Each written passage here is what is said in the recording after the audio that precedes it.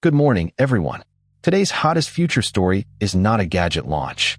It is that Iran has put a new offer on the table for Trump. Reopen the Strait of Hormuz now. Push the nuclear fight into later talks, and try to cool the market before the next shock. That sounds diplomatic, but it is really a price story. If Hormuz stays risky, the hit lands first on oil and shipping, then on gas, freight, groceries, and eventually even the hardware pipelines behind the AI boom. AP reports Iran is offering to ease its chokehold on the Strait of Hormuz without resolving the nuclear issue first, while asking the U.S. to end its blockade. Axios says Trump is expected to hold a Situation Room meeting Monday with his top national security team. Here is the tension.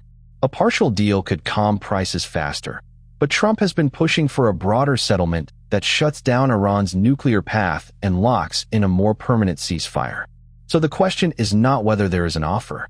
The question is whether Washington sees it as a real off-ramp or just a pause. The reason this matters so much is geography. EIA calls Hormuz one of the world's most important oil choke points. In 2024, oil flow through the strait averaged about 20 million barrels a day, or roughly 20% of global petroleum liquids consumption. EIA also says about 20% of global LNG trade moved through Hormuz in 2024. You do not need a total closure for pain. Delays, rerouting, insurance spikes, and fear are enough. AP says the market still treated this as dangerous. Brent crude rose about $2.46 to roughly $101.59 Monday, while U.S. crude added about $2.20 to around $96.60.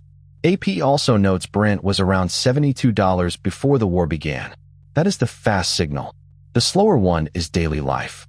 Fuel, freight, fertilizer, and food all become more fragile when one shipping lane can scare the whole system. And here is the less obvious part. If that freight stress lasts, the same ports and cargo routes used for AI servers, cooling gear, and power equipment can get more expensive too.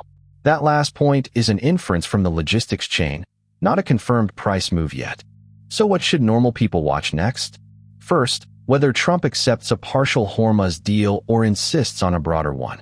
Second, whether tanker traffic actually loosens. Third, whether oil gives back this jump or keeps climbing.